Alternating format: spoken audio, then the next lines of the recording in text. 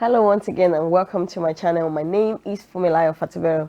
On this channel I talk about everything that has to do with travel, from inspiring you to showing you how to do it yourself. It's more like a DIY kind of channel, to travel tips, arcs, itineraries and all of that. And I try to talk about challenges that people have talked to me about facing when they go for visa interviews or when they submit their documentation, and just try to brainstorm. What do you think went wrong? What do you think I could have done better? Just try to put it out there to help someone, and encourage you to do it yourself. Today I will focus on the US Embassy, and the reason why sometimes it looks like I'm focusing on the US embassies, I've noticed that people are terrified to go for the interviews at the US embassy. A lot of people will say, wow, the US embassy, because they're probably one of the few countries left that you need to attend a physical interview. And a lot of people are terrified to stand in front of the visa officer, and defend themselves. They're used to just, submitting your documents and have them look through without you having to be there to defend anything or say anything. So having to stand one-on-one in front of the visa officer, it terrifies a lot of people. And I always tell people that for the US embassy, I think is the easiest visa, because for me, maybe because I like to talk, it makes it easy for me to be able to tell my story and to be able to convince the visa officer. Unlike when I submit a documentation and the visa officer has a question, but then I'm not there for them to ask that question, so I can't defend anything. But if I'm right there and they need to ask me that question, I'm going to answer straight up. Usually, the US interview, it's always, most of the time, it's never more than 3 minutes anyway. 30 seconds to 3 minutes, and that's it. But today, I'm not even going to be focusing about, the length of the visa. What I'm going to be focusing about is what the visa officer, what did he go back to do? Sometimes it's happened to some of us. Maybe it has not happened to you, but if you have been at the US embassy before, you might have seen it happen to someone. If it hasn't happened to you, where you have the visa officer, pull down the blinds or maybe leave their window, turn off their mic to go to speak to another visa officer, go into the next cubicle, or maybe even disappear for a few minutes and then come back. So what do you think that means, or what do you think happens? Typically what that means is that you have a complicated situation. You have a situation that is not, the regular or everyday situation they have. So the visa officer is probably confused or not sure about your story or what to do. So when you see them go into the next cubicle, they're going to speak to their colleagues saying, oh, I have this issue, at hand. And, have you seen anything like this before? Are you familiar with anything? I've never seen this before, and I need to talk to somebody. So it's more like going into the next cubicle to rub minds with their colleague. But sad to say that when this happens, 85% of the time, you get a negative response. You don't get that visa approval. Even if you get it later at that interview, 85% of the time, where you have them, shut down their cubicle or turn off the microphone to go and speak to a colleague, you don't get a positive response. Sometimes they not only leave the cubicle to talk to the person in the next cubicle where you can see them, they leave and they disappear completely for a few minutes. They probably gone to the back to talk to maybe their supervisor or a manager, someone of higher authority, someone more experienced, to say, okay, you've worked here longer, you have more experience. What do you think this situation is? How do you think I should go about it? How do you think I should tackle it?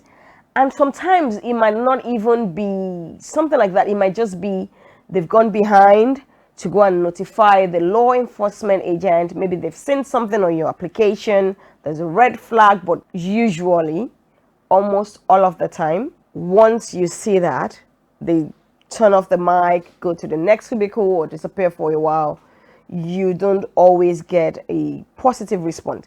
Now, it doesn't necessarily have to do with maybe fraud. It might not be anything that has to be with you breaking the law. It might just be something as simple as maybe error. It might not even be error. Okay, so let me tell you a story about my son. So he's 4, right? But when he was 3, we were trying to renew our visa, and we got to the embassy. The embassy had emailed saying that was when there was all the chants about Dropbox being stopped in Nigeria, and they were asking Nigerians to come for interviews and all. So we were trying to submit our passport for the Dropbox, which is interview waiver.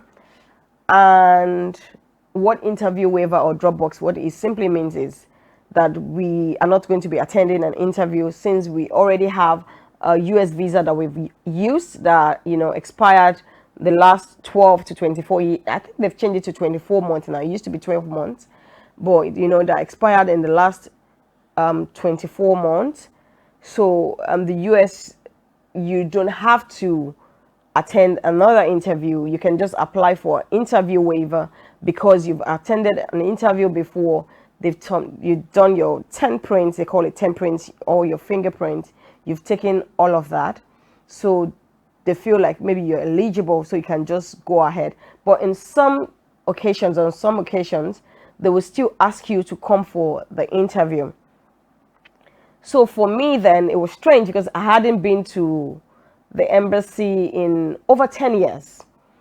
So because I was always dropping off my passport for the interview waiver.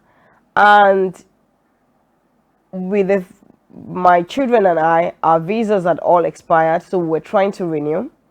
We were trying to get a date for the interview waiver, but when we got to where we were going to be dropping off our documents, we were told, oh, everybody has to go for a physical interview now, so you need to reapply. So I kept mailing the embassy back and forth. And before I knew it, they sent a mail to my son with his, name and passport number, saying, come for an interview. And I found it off. His 3-year-old is a minor. He can't even get his biometrics done yet. So why are you asking him to come for an interview? You haven't asked me to come for an interview. You haven't asked his twin sister. You've asked only him. So I said, okay, let's just go. And we went, and when we got there, she started asking questions that, okay, you've come for the interview. Yes. So who is the applicant today? I said, it's actually my son. So I put him on the cubicle in front of her. And it says, oh, how old is he again? I said, it's 3. And she was like, oh, wow. I'm sure she had never had a 3-year-old come alone for an interview. So she asked me, she said, do you have a valid visa? I said, no, my visa has expired too. I'm trying to get a date, but I only have a date for my son. So she had to say, okay, you know what? You need to give me a few minutes. I need to go and speak to someone about it. So she turned off her mic and then she disappeared for a bit. So I knew that it was probably going to be like, we won't get the visa at that time. Because like I said, most of the time, it's a complicated situation. They'd never seen it before. So you imagine, because if my son should go ahead and do the interview and his visa is granted, he cannot even use it because his parents, he has to be accompanied by the parents. My name is on his passport and all of that. So by the time she came back with the paper and she said, oh, I'm not going to give him the visa today, but I want you to understand that it's not a refusal.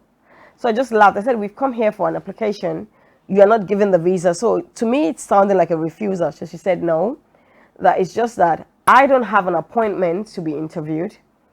And my son cannot be interviewed alone as a minor because she will probably give him the visa. That's what she said.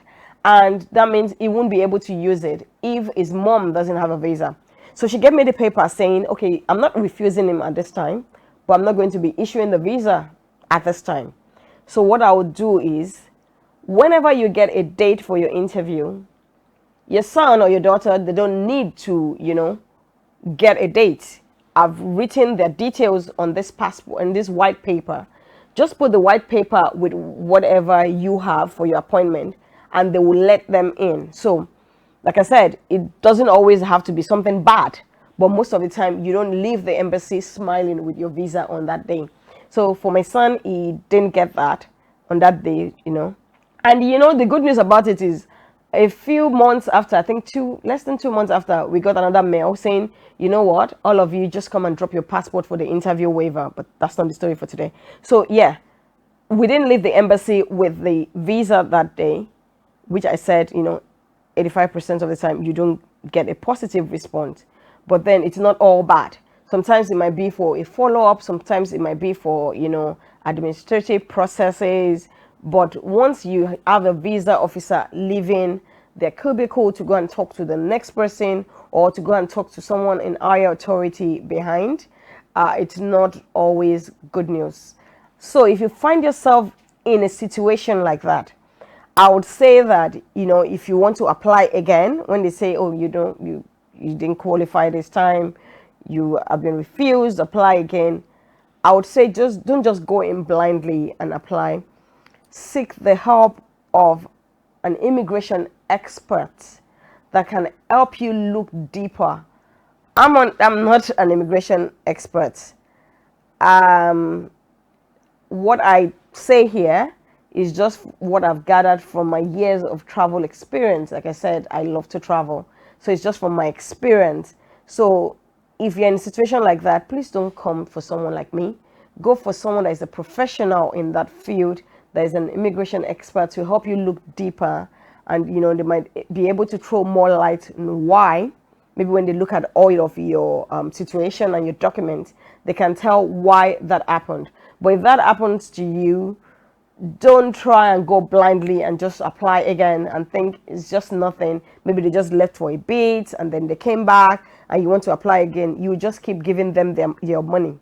So I would say seek the help of a professional to help you look into it and advise you before you proceed the next time. So that will be all from me today. Till next time, take care and have a good week. Bye-bye.